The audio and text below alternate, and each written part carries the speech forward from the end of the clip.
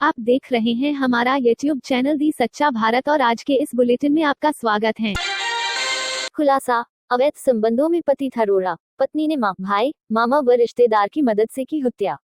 5 आरोपी गिरफ्तार। शराब पार्टी के दौरान गला घोंटकर दिनेश की हत्या कर आत्महत्या का रूप देने के लिए शव को पेड़ से फंदा बना लटका दिया।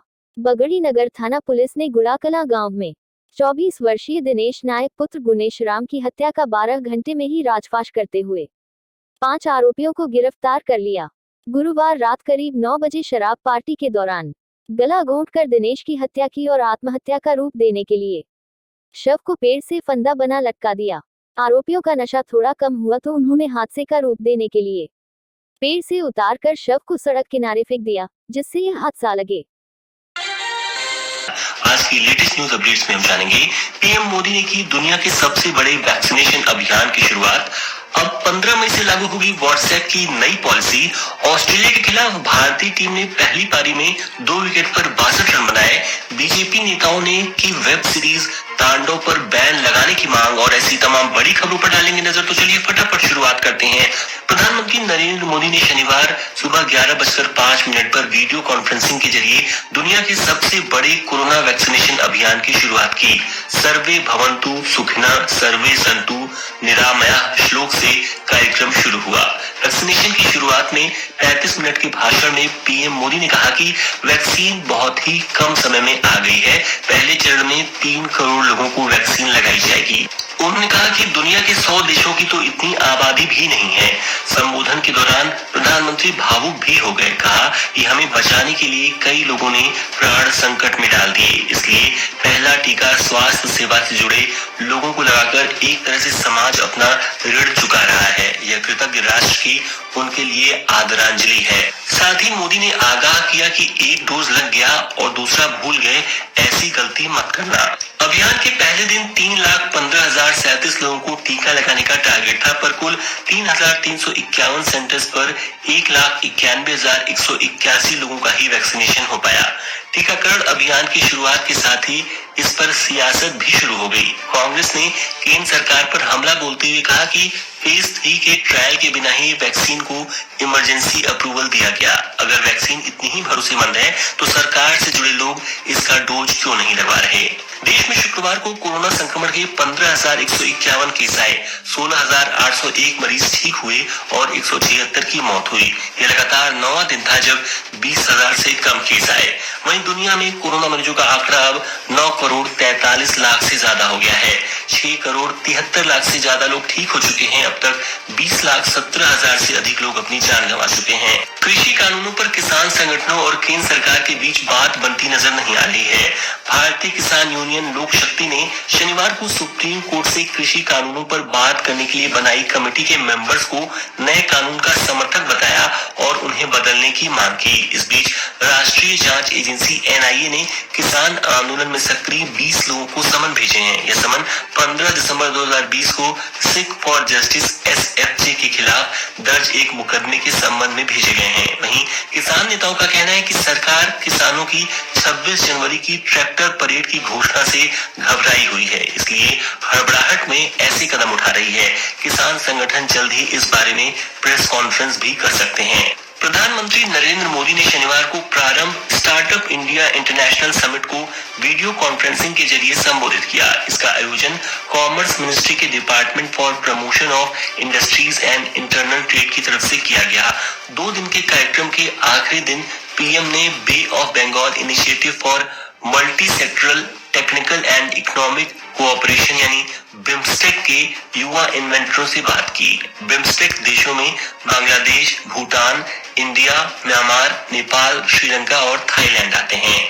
देश के 11 राज्यों में बर्ड फ्लू की पुष्टि हो चुकी है। छत्तीसगढ़ के बालोद में बर्ड फ्लू की पुष्टि के बाद शनिवार को गिधाली के पोल्ट्री फार्म की 10,000 मुर्गियों को दफनाया गया। संक्रमित पोल्ट्री फार्म को सील कर दिया गया है। इसके संचालन और वहां काम करने वाले 2 कर्मचारियों समेत 15 लोगों को होम आइसोलेशन में रहने का निर्देश दिया गया है। सुप्रीम कोर्ट के वकील प्रशांत भूषण ने एक सोशल मीडिया पोस्ट लिखी है। इसमें उन्होंने एक व्हाट्सएप चैट के स्क्रीनशॉट्स शेयर किए हैं। अगर ये स्क्रीनशॉट सही हैं, तो रिपब्लिक टीवी के editor in chief Arnab Goswami की मुश्किलें बढ़ सकती हैं और फेक टीआरपी स्कैम में नया मोड़ आ सकता है। जौहर यूनिवर्सिटी मामले में उत्तर प्रदेश के पूर्व मंत्री और समाजवादी पार्टी के सांसद आजम खां को शनिवार को एडीएम कोर्ट से करारा झटका लगा है। कोर्ट ने जौहर ट्रस्ट की 70 हेक्टेयर जमीन उत्तर प्रदेश सरकार के नाम दर्ज करने का आदेश दिया है। यह जमीन अभी तक आजम खां की जौहर ट्रस्ट के नाम पर थी। सर्दी का सीजन आधा बीत गया है, लेकिन ठंड कम होने का नाम नहीं ले रही। छत्तीसगढ़ के जशपुर में पारा लुढ़कने के बाद बर्फ जम गई। पंजाब में 3 दिन शीतलहर का अलर्ट जारी किया गया है। यहाँ कई शहरों में विजिबिलिटी 10 मीटर तक हो गई है। मौसम विभाग के मुताबिक अभी 45 दिन की ठंड बाकी है। अब सुनते हैं बिजनेस वर्ल्ड की लेटेस्ट न्यूज। कोरोना वायरस महामारी और लॉकडाउन के कारण घर में बैठे अमेरिकियों ने साल 2020 में वीडियो गेम पर रिकॉर्ड 56.9 अरब डॉलर खर्च कर डाले। वीडियो गेम हार्डवेयर, कंटेंट और एक्सेसरीज पर हुआ यह खर्च साल 2019 के मुकाबले 27% से अधिक है। अपने पॉलिसी विवाद से जूझ रही व्हाट्सएप फिलहाल बैकफुट पर है। कंपनी की नई पॉलिसी अब 15 मई से लागू होगी। पहले ये 8 फरवरी से लागू होने वाली थी, यानी कंपनी ने पॉलिसी वापस नहीं ली है, सिर्फ उसकी तारीख को आगे बढ़ा दिया है। तत्काल एलपीजी सेवा के तहत अब इंडियन गैस के उपभोक्ता गैस बुक करने के 45 मिनट के भीतर गैस सिलेंडर की डिलीवरी पा सकेंगे। केंद्र सरकार के ईज ऑफ लिविंग सिद्धांत और सेवाओं में सुधार के लिए इस सेवा को शुरू किया जा रहा है। यह सेवा 1 फरवरी को लॉन्च होगी। इंडियन रेलवे ने ट्रेनों में ई कैटरिंग सेवा को फिर से शुरू करने का फैसला लिया है। रेलवे द्वारा सोशल मीडिया के जरिए दी गई जानकारी के अनुसार फिलहाल ये सुविधा कुछ चुनिंदा स्टेशन पर ही शुरू की जाएगी। व्हाट्सएप पॉलिसी की वजह से सुर्खियों में आने वाला सिग्नल ऐप दुनिया भर में डाउन हो गया, जिसकी वजह से यूजर्स के बीच कम्युनिकेशन रुक गया। कंपनी के मुताबिक ऐप पर भारी ट्रैफिक की वजह से ये डाउन हुआ है। पिरामल ग्रुप ने कर्ज में डूबी Dewan housing finance corporation limited DHFL को खरीदने के लिए बोली जीत ली है। पिरामल ने 37,250 करोड़ रुपए में DHFL को खरीदने का ऑफर दिया है, लेकिन इस पर अभी कमेटी ऑफ क्रेडिटर्स को अंतिम फैसला लेना है। अब सुनते हैं खेल जगत के मुख्य समाचार। भारत और ऑस्ट्रेलिया के बीच खेले जा रहे ब्रिस्बेन टेस्ट के दूसरे दिन बारिश के कारण टी टाइम के बाद का खेल नहीं हो सका। फिलहाल भारतीय टीम ने पहली पारी में 2 विकेट पर 62 रन बना लिए हैं। इससे पहले ऑस्ट्रेलिया पहली पारी में 369 रन पर ऑल आउट हुई थी। इस लिहाज से भारतीय टीम अब भी 307 रन पीछे है।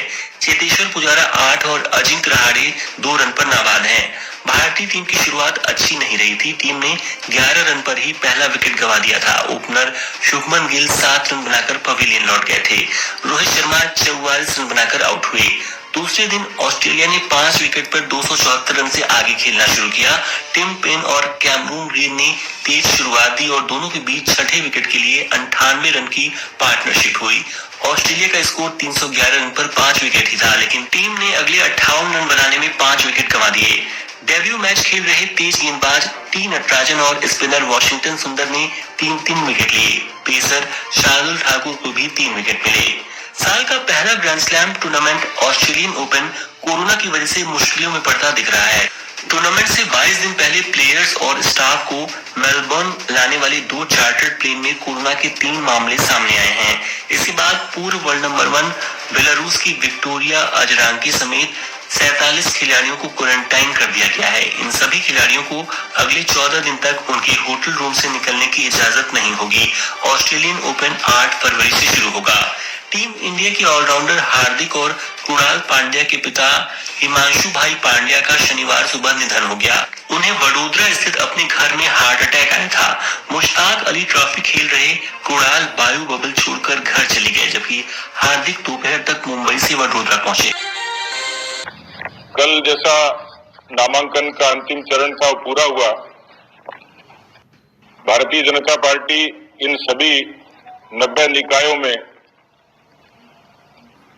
लगभग सभी सीटों पर 295 सीटें छोड़ के वहां की स्थानीय इकाई के आग्रह पर परिस्थितिवश उसके नामांकन का काम हो गया, चुनाव चिन्ह वितरण का काम हो गया और हम लोगों ने पूरी ताकत और तैयारी के साथ, पूरी मजबूती के साथ मैदान में उतरे हैं। ये दीगर बात है कि कांग्रेस ने खूब तिगड़म किए। पिछले दिनों का अनुभव आया कि परिसीमन के दौरान वार्डों का परिसीमन इस रूप में किया कि उनके विचार के, उनके व्यवहार के लोग ज्यादा जीते, लेकिन फिर भी सफल नहीं हुए। इसलिए पिछले निकायों का अनुभव था कि अधिकांश निर्दलियों को वहां बढ़त मिली। लेकिन मैं कह सकता हूं कि धीरे धीरे जिस तरीके से पंचायती राज चुनाव में जनता का आक्रोश स्पष्ट तौर पर दिखाई दिया, 2,41,00,000 मतदाताओं में 21 जिला परिषदों में कांग्रेस पार्टी मात्र 5 पर सिमट गई। ये पहली बार हुआ कि सत्ता के खिलाफ राजस्थान की जनता ने पंचायती राज में सरकार को इस तरीके से बाहर किया। 50 निकाय हुए, उसमें तिगड़म बेशक करी होगी, लेकिन उस समय वोटों का जो कुल आंकड़ा था वो 14 लाख था और उसमें मात्र 2,000 वोटों से कांग्रेस पार्टी आगे थी, 2,888। ये 90 निकाय, इसमें अंत तक लोगों को भ्रम बना रहा, क्योंकि वोटर लिस्टें बाद में चुनाव आयोग ने कहा जरूर है, लेकिन वहां के स्थानीय निर्वाचन अधिकारी ने वहां के मतदाताओं को और उम्मीदवारों को अंत तक ये पता नहीं था कि उनका नाम मतदाता सूची में है या नहीं। वीडियो वायरल और मेरे पास जो पीछे भी चिट्ठी आई थी, इसमें इस मामले की वस्तु स्थिति से अवगत कराने के लिए, इसके लिए मैंने 2 चिकित्सकों की कमेटी गठित की और इसकी जांच की गई। तो जांच में ये पाया गया कि 21 तारीख की शाम को बच्चा डॉग बाइट से पीड़ित इमरजेंसी में आया था। इमरजेंसी में उसके घाव को अच्छी तरह साफ करके टीटी का इंजेक्शन लगा के उसको दवाइयां दी गई। उसके बाद में मॉर्निंग में उसको ARV के लिए बुलाया गया। मॉर्निंग में वो बच्चा आया, उसके ARV का इंजेक्शन लगाया गया। फिर तीसरे दिन भी वो बच्चा आया है, उसके ARV का इंजेक्शन लगाया गया है। फिर 7वें दिन भी वो बच्चा आया है, उसके ARV का इंजेक्शन लगा है। उसके 2-3 दिन बाद में वो बच्चा, हमारे शिशु रोग विशेषज्ञ है डॉक्टर बाजिया जी, उनको दिखाने आए थे। तो वो बच्चा कुछ घबराया हुआ सा था, फिर उन्होंने देख के बताया, मेरे से जो वार्ता हुई कि बच्चे की रेबीज जैसे कोई लक्षण नहीं लग रहे थे, लेकिन वो घबराया हुआ था। फिर मैं सर्जन को, 2-3 सर्जन को भी दिखाया, उन्होंने भी बताया कि रेबीज तो नहीं लग रही। फिर भी आप जयपुर दिखा, जयपुर में वो करें कि उनके बताने के अनुसार 9 तारीख को वो बच्चा एक्सपायर हो गया। अब पूरी बात जो सामने आई वो ये है कि भाई वो बच्चे की डेथ का कारण तो अब जब भी पता चल सकता है जब जयपुर के जो भर्ती रहा वो दस्तावेजों का अवलोकन करने पे। लेकिन यूजुअली ये देखा गया है कि रेबीज जो है वो 1 से 3 महीने बाद में जो है इसका पीरियड जो होता है वो फैटल 1 से 3 महीने का अलग। और ऐसे ही नए अपडेट पाने के लिए द सच्चा भारत चैनल को सब्सक्राइब कीजिए। धन्यवाद।